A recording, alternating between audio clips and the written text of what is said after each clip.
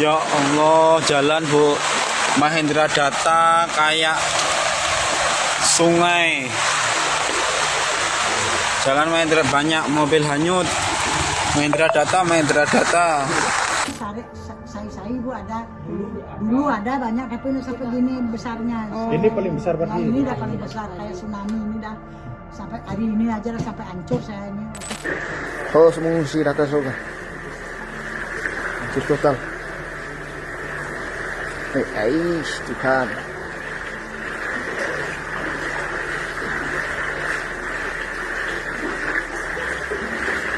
Tahunnya saya udah jam 2:30, tapi tidak air dengan semua tinggi. Oh, airnya sudah tinggi ya. Oke. Ini sama berapa orang Bu? Apa namanya ngungsi? Satu keluarga.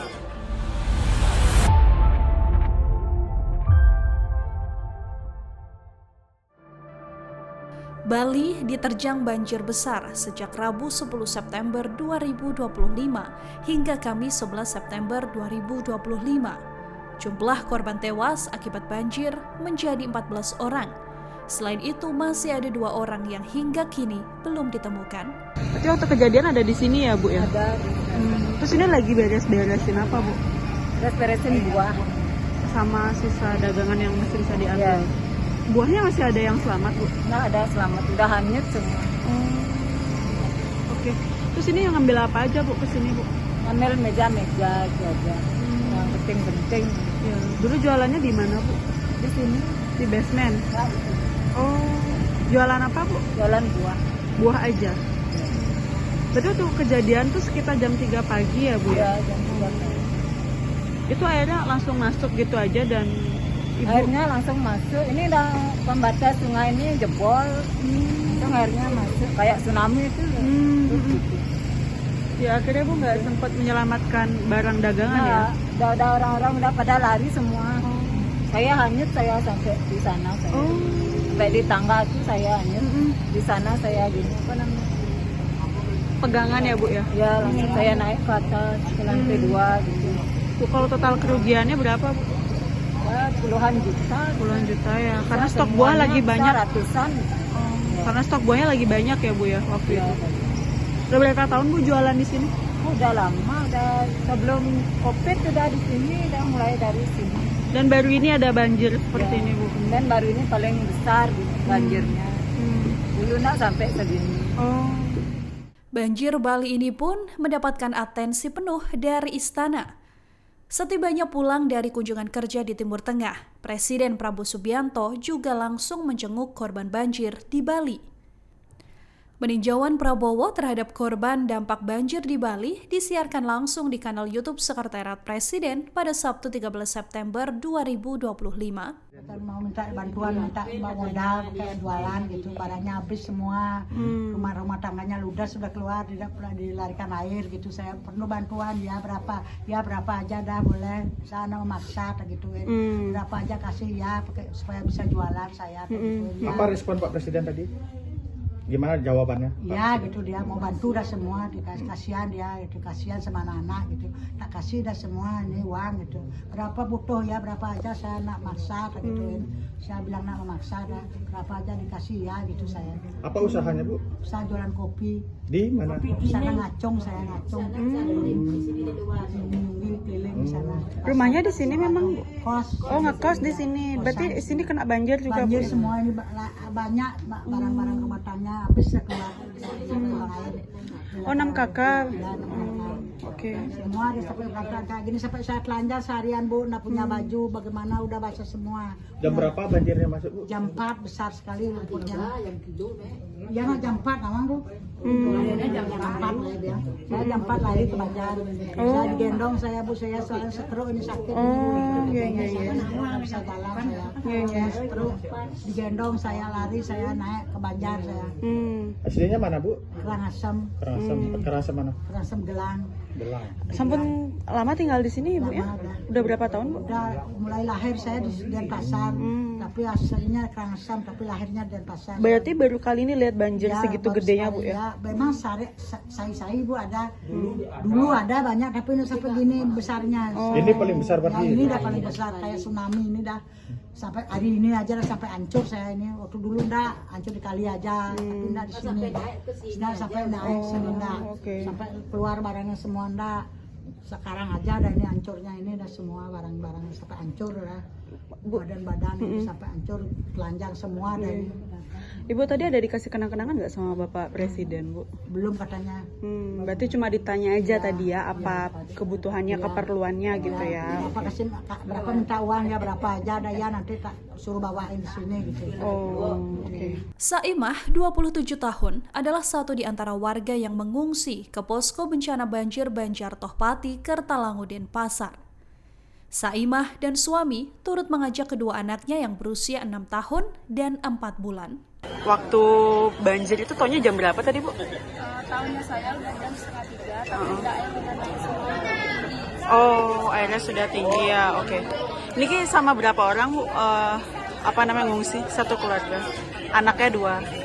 Anaknya umur berapa aja Bu? 6 sama 4 tahun. Oh, umur 6 sama 4 tahun. 4 bulan. 4 bulan, oke. Sama suami berarti ya Bu ya? Oke. Itu kira-kira udah berapa lama ngekos di sana Bu? Belum 1 bulan. Oh, baru 1 bulan ya. Oh, oke. Kira-kira sampai kapan mau ngungsi di sini Bu? Masih belum tahu soalnya kan di sana belum dibersihkan banyak lumpur yang masih. Berarti nanti yang bersihkan Ibu atau yang punya kos? Oh, oh oke. Berapa biaya sewa kosnya sebulan di sana? 800 kalau untuk 800. 50 sama living. Oh, oke, ada listrik sama air kayak gitu ya. Oh, oke. Oke.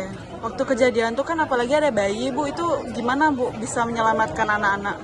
langsung ada air datang terus kita langsung bangun. Kita kan pikiran kita di luar airnya dikit, terus anaknya udah ke itu kena air semua, udah ini diangkat satu ini, saya angkat ini, saya angkat yang besar. Abis itu kita buka pintu, udah airnya masuk semua, kita udah separuh, airnya langsung naik semua, langsung kita yang anak yang cewek yang satunya itu dinaikin di kompor dulu kan agak tinggi, tapi dia nangis teriak-teriak, kita keluar dulu terus ingin menyelamatkan yang banyak. Kita kan kayak ada sebatan kan kos-kosan itu tinggi temboknya, kita mau naik ke pelakon gitu, kita gotong royong semua tetangga di kos-kosan, kita gotong royong, bayinya ada yang megang, saya yang ada yang dinaikin, pokoknya yang anak kecil-kecil dulu dinaikin semua.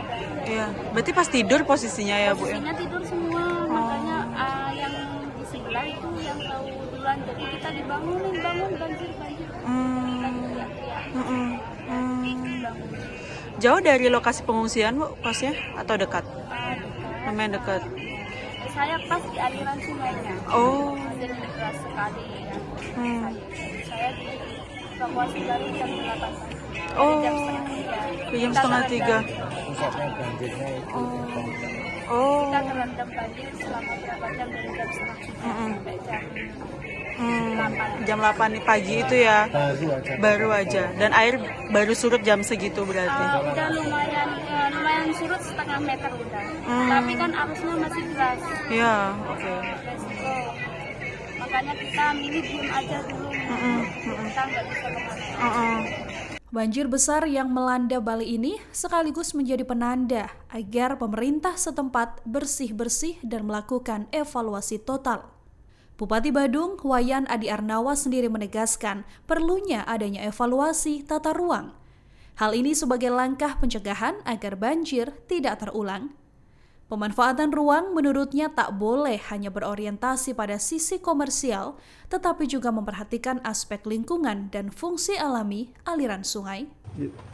Ya, hari ini saya setelah saya menghadiri acara balik ke Adiaksa tadi di Kejati, saya memang sengaja untuk melihat langsung, memantau langsung pasca kejadian banjir kemarin ini di beberapa titik di Badung ini, dan salah satunya di Gadon ini yang kelihatannya memang cukup parah sekali.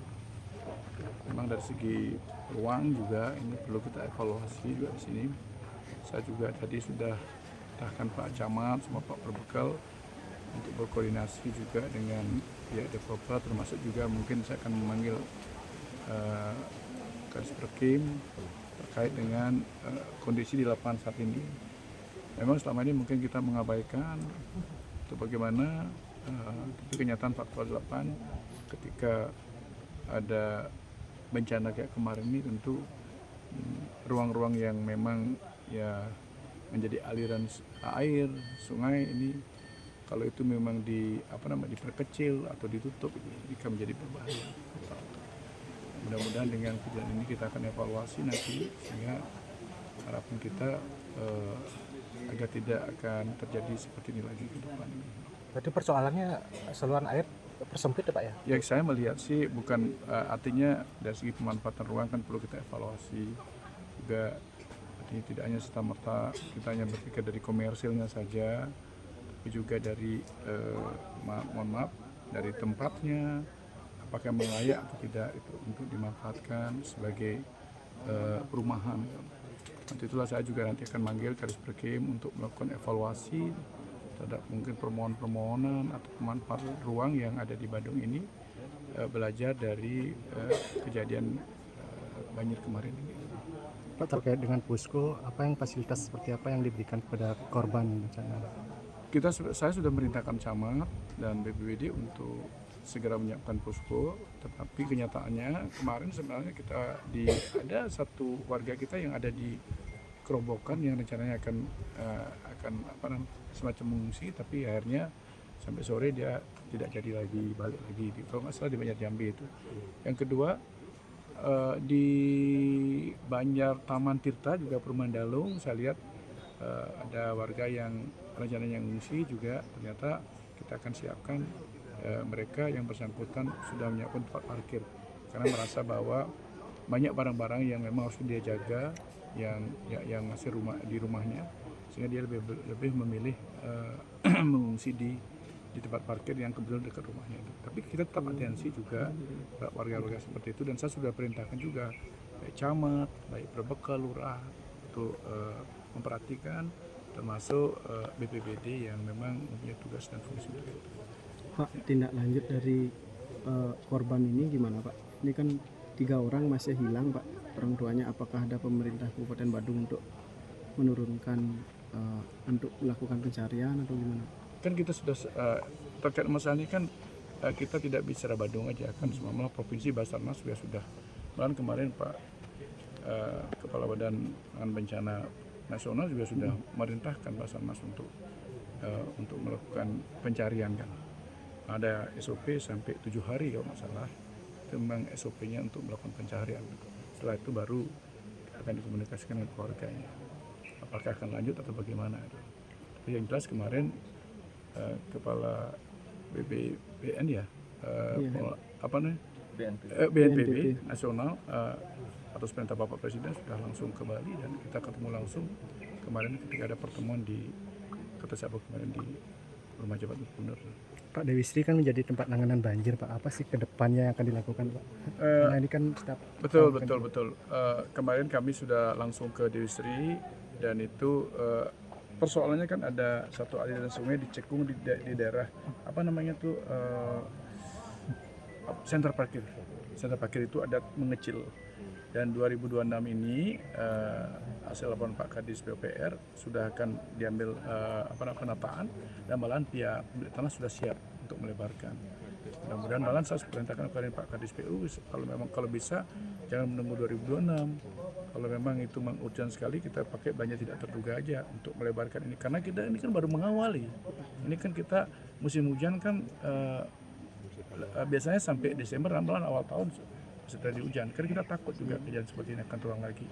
Maka saya minta nanti kalau memang itu hujan banget, ya udah kita belanja tidak terduga, kita pakai untuk lebaran aliran sungai yang ada di Center Parkir. Ya. Download Tribun X sekarang, menghadirkan lokal menjadi Indonesia.